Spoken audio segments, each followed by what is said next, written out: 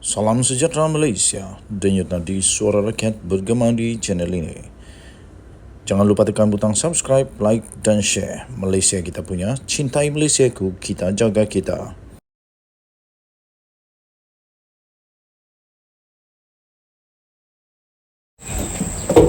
Salam sejahtera Malaysia, denyut nadi suara rakyat bergema di channel ini. Kata Mahathir, dia kalah kerana rasuah.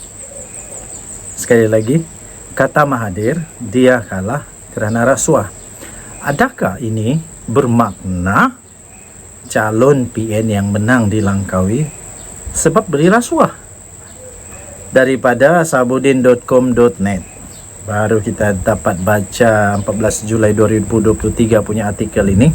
Baru tadi saya dapat dan menarik untuk dikongsikan. Kata Mahathir, dia kalah kerana rasuah. Adakah ini bermakna dia mendedahkan bahawa calon PN yang menang di Langkawi pun menang sebab beri rasuah?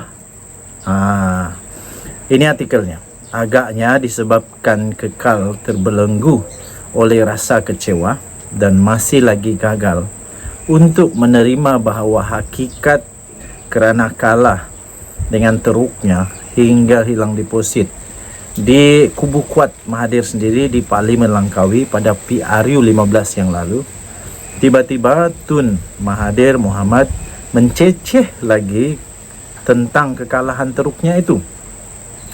Katanya, beliau mengakui bahawa beliau kalah kerana berlaku amalan rasuah kepada pengundi. Katanya dalam kenyataan itu, saya pernah bertanya kepada salah seorang pengundi di sana, iaitu di Langkawi, yang juga merupakan kawan saya, kata Mahathir. Dia tanya, kenapa kamu tidak undi saya? Kemudian kawan dia jawab saya, sebab saya tak beri dia duit. Kemudian Mahathir bertanya, saya tanya lagi, berapa duit dia dapat? Dia jawab, RM100. Sikitnya, kerana RM100. Kemudian Mahathir bertanya lagi, saya tanya dia, apa boleh buat dengan RM100? Dan dia jawab, duit itu boleh dibelanja untuk 2 hari. Belanja 2 hari RM100, saya pun tak tahu belanja apa RM100 ni. Kalau di Sabah, RM100 ni tak cukup untuk pergi tamu. Untuk pergi pasar malam pun tak cukup tahu RM100. Jadi tak tahu harga barang di Langkawi mungkin murah. Pada pilihan raya yang lalu, kata Mahathir, saya hilang lebih 14,000 undi hanya kerana rasuah. Itu kata Tun Mahathir. Mengulas lanjut, Tun Mahathir berkata, pengundi seharusnya lebih bertanggungjawab terhadap negara dan tidak tunduk kepada politik wang. Persoalan daripada kenyataan ini, sejak bila sebenarnya politik wang ini berlaku? Saya nak tanya saja ini, adakah waktu Mahathir jadi Perdana Menteri ada politik wang tak? Saya tak pasti, tapi harap-harap tiadalah. Kalau ada, nampaknya Mahathir meludah ke langit terkena sendiri. Kalau ada, harap-harap tak ada lah. Harap-harap tak ada. Mahathir berkata lagi, jangan buang undi sebab kamu dapat undi rasuah. Nasihatnya kepada pengundi menjelang pilihan raya negeri pada 12 Ogos. Kita harap nasihat Mahathir ini akan cukup berkesan.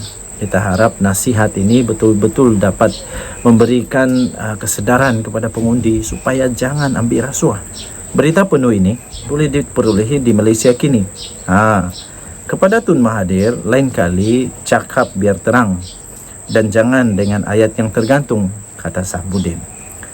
Mendakwa berlaku amalan rasuah kerana kalah memanglah mudah. Tapi siapa yang memberi rasuah itu? Ini persoalan yang paling besar yang Mahathir perlu jawab. Saya fikir kerana kenyataan beliau ini, SPRM bakal akan buat tindakan.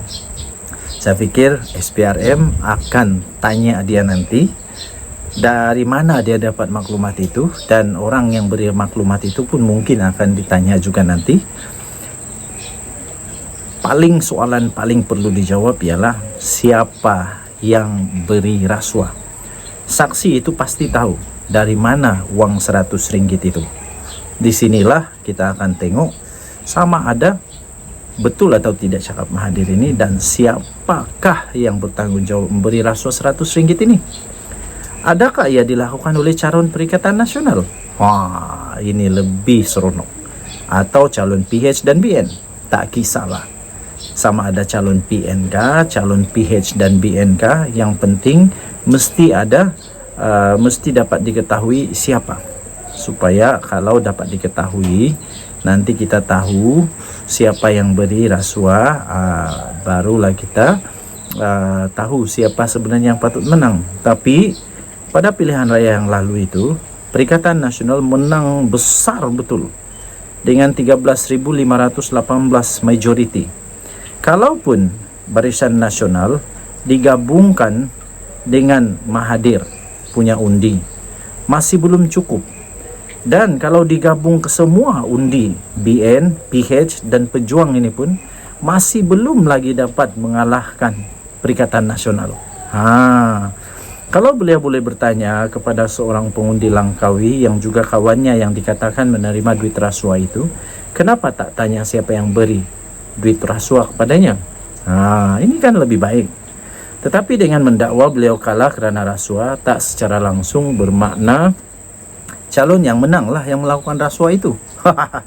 Takkanlah calon PH dan BN yang sama-sama kalah seperti Tun Mahathir pun memberi rasuah juga.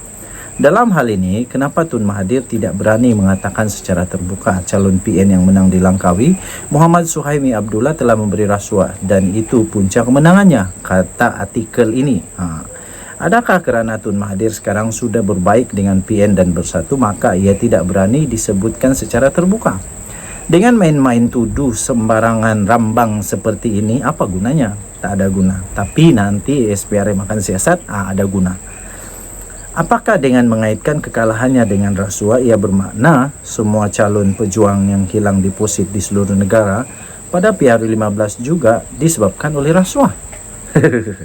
Lagi pula, kenapa Tun Mahathir tidak membuat laporan polis atau melakukan petition bantahan atas kekalahannya jika benar ada amalan rasuah? Nah, ini baru betul. Jangan pula selepas ini tiba-tiba ada tren cakap-cakap tapi tak berani buat laporan polis.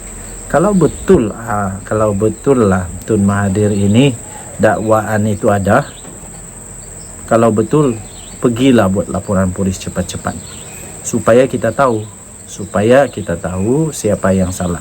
Dan yang paling penting supaya kalau ada laporan polis ini barulah dapat disiasat oleh SPRM. Kan betul begitu. Kenapa terus bising dan mencece tak habis-habis di media saja? Kata Sabudin Husin, 14 Julai 2023. Anda boleh lihat ini di sabudin.com.net. Tajuknya, kata Mahathir, dia kalah kerana rasuah. Adakah ini bermakna calon PN yang menang di Langkawi sebab beri rasuah? Bertarikh 14 Julai, ditulis oleh Sabudin Husin melalui satu keratan yang diambil sebagai dasar kepada artikel ini, iaitu di malaysiakini.com. Kita jumpa lagi, bye bye.